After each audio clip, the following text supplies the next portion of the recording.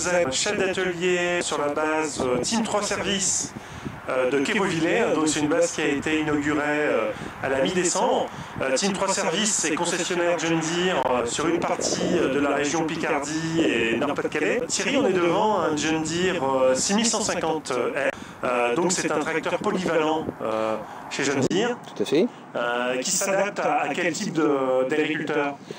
C'était plutôt destiné à une polyculture élevage, parce que c'est un tracteur qui peut s'adapter à différents types d'utilisation. D'accord. Alors, le 6150R, c'est un tracteur de 150 chevaux avec une surpuissance? Oui, tout à fait. Il y a une surpuissance active qui se déclenche dans différentes conditions, soit au niveau du transport à une certaine vitesse, soit à l'utilisation à la prise de force, ce qui nous permet d'avoir une vingtaine de chevaux supplémentaires. D'accord. Au niveau empattement, c'est un tracteur qui fait 2 mètres 765. Oui, tout à fait. Il est équipé en quoi à l'avant Alors, à l'avant, il est équipé en 540 65 30. Ouais. Et à l'arrière en 620 70 42, ce qui fait une monte relativement importante pour ce type de tracteur-là. On peut l'avoir avec des dimensions inférieures si on le souhaite. D'accord. C'est un tracteur à châssis intégral? Oui, tout à fait. C'est un châssis. Depuis pas mal d'années, John Deere fabrique des châssis intégrales, et ce qui permet d'alléger un petit peu le tracteur et d'adapter un relevage avant ou des chargeurs sans trop de contraintes mécaniques autour. Alors Thierry, à l'arrière, qu'est-ce qu'il y a comme particularité à souligner? Je pense notamment la suspension de cabine. Oui, tout à fait. C'est une cabine suspendue avec 2 amortisseurs et une gestion de la hauteur pilotée par un boîtier. On peut avoir un siège basse fréquence aussi si nécessaire. D'accord. Il est aussi équipé de 4 distributeurs électro-hydrauliques avec une programmation qu'on peut réaliser à partir du command center dans la cabine, au niveau débit et au niveau temporisation. Et elle se couple avec le HMS qui permet d'optimiser les manœuvres en bout de champ. L'accès à la batterie, c'est où? Elle se fait par ici, et on arrive à trouver la batterie qui se situe juste là derrière, derrière le marchepied. D'accord, donc il y a cette petite trappe-là à descendre. Voilà. Okay. Et puis on a aussi une prise de courant pour différentes utilisations. Oui, c'est un plus qui permet de démarrer notre tracteur ou pour récupérer de la puissance à ce niveau-là. D'accord. Alors à l'avant, donc il y a le relevage avant. C'est un relevage avant d'usine? Oui, montée d'usine, relevage avant John Deere, intégré au châssis. Ouais. Ensuite, au niveau du point avant, donc il y a la suspension TLS. Oui, c'est une suspension TLS avec 3 boules d'azote. Ouais. Et la fixation du pont avant est réalisée au centre du châssis, ce qui permet d'avoir une traction optimale et un contrôle de la suspension. Est-ce que la suspension est toujours activée? Alors elle est toujours activée, mais elle est pilotable en hauteur et en souplesse par l'intermédiaire du tableau de bord. D'accord. Alors je voudrais qu'on fasse un petit point au niveau de l'entretien. Est-ce qu'il y a des graisseurs à faire? Il faut les faire tous les combien à peu près? Au niveau du pont avant, il y a 4 graisseurs au niveau de la suspension, et puis 2 au niveau des transmissions, et un au centre là-bas pour optimiser le graissage. D'accord. Ok. Alors au niveau du moteur, Thierry, si vous pouvez lever le capot. Oui.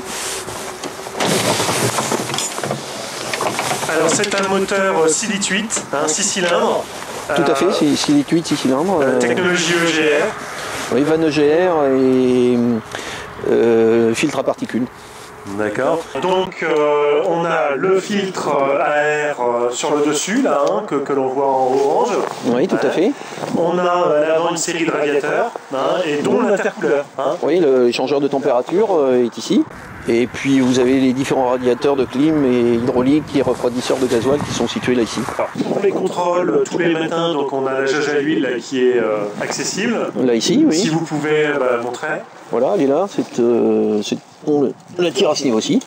Et puis le complément, du moins le remplissage d'huile éventuel, il est situé là juste au-dessus. Derrière le capot latéral, on a en fait le collecteur d'échappement et le premier dispositif de la technologie EGR, qui est le refroidisseur de gaz recyclé. Ensuite, une partie de ces gaz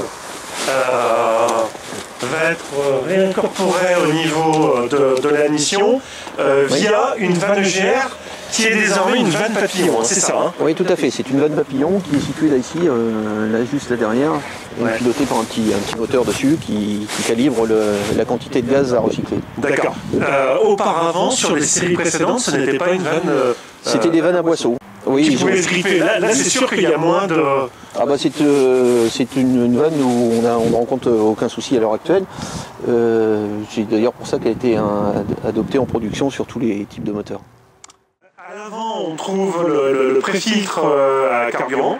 Oui, préfiltre à carburant, facile d'accès avec son bol en verre qui permet de vérifier l'état du carburant. Donc alors, de toute façon, on a une sonde qui prévient si jamais il y avait de l'eau, présence d'eau dans le bol. Tout à fait, elle est située là-dessous. C'est une sonde qui avertit le conducteur d'une part et puis qui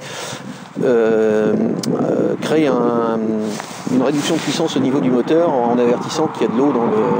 D'ailleurs, ici c'est le préfiltre, vous avez un second filtre derrière encore plus fin qui permet de... Alors justement, il est où ce second filtre? Alors il est de l'autre côté derrière la plaque là ici. D'accord. Et il a changé tous les combien ce second filtre? C'est programmé au niveau constructeur tous les 500 heures. Au niveau des filtres hydrauliques moteurs, où se situe-t-il?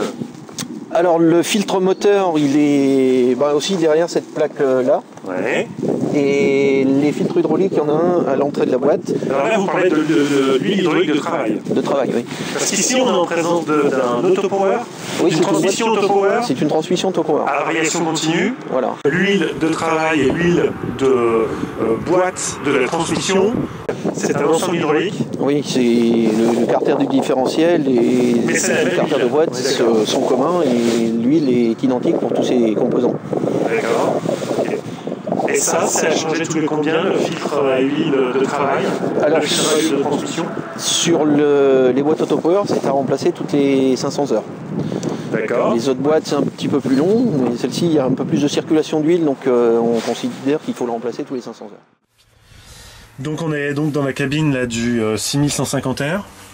Oui, donc c'est une cabine avec la console de conduite qui s'oriente et qui se règle en hauteur. D'accord. Télescopique. Télescopique, oui, tout à fait, qui permet de descendre relativement facilement.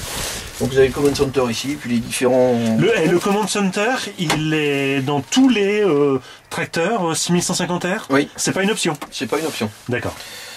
Et ici vous avez le Command Arm qui permet de piloter les distributeurs auxiliaires qu'on évoquait la présence tout à l'heure, et le relevage, la prise de force et la boîte de vitesse en l'occurrence. D'accord. Alors c'est-à-dire que par exemple pour faire la temporisation, il faut aller dans l'écran.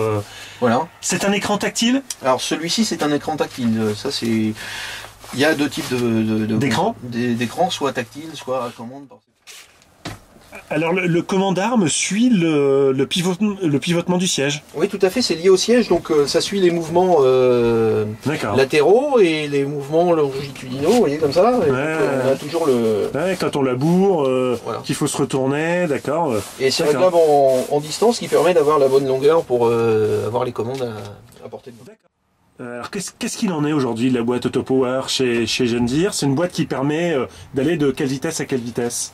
Ça va de quelques mètres heure jusqu'à 40 mètres heure. D'accord. Tout dans le mode transport permettant de redescendre jusqu'à 1500 tours au niveau de régime moteur quand il ne nécessite pas de charge pour emmener la remorque ou autre équipement à l'arrière. D'accord. Alors comment ça se passe? On rentre une vitesse objectif? On la programme à partir du Command Center et on choisit soit une vitesse maximum pour des utilisations dans les champs ou une vitesse de transport, et la boîte s'adapte automatiquement à l'utilisation. Elle prend en compte le fait d'avoir enclenché la prise de force, elle prend en compte la position de l'accélérateur. Et on peut aussi, en chargeur, on peut aussi commander avec la pédale d'accélérateur le déplacement, la vitesse de déplacement de la boîte.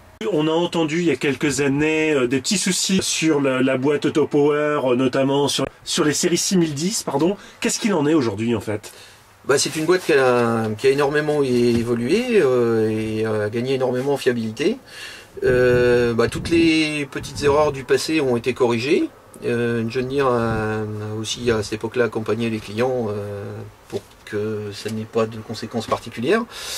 La série 30 avait ce type de boîte Autopower sur lesquelles on peut considérer qu'on ne rencontre plus de problèmes maintenant.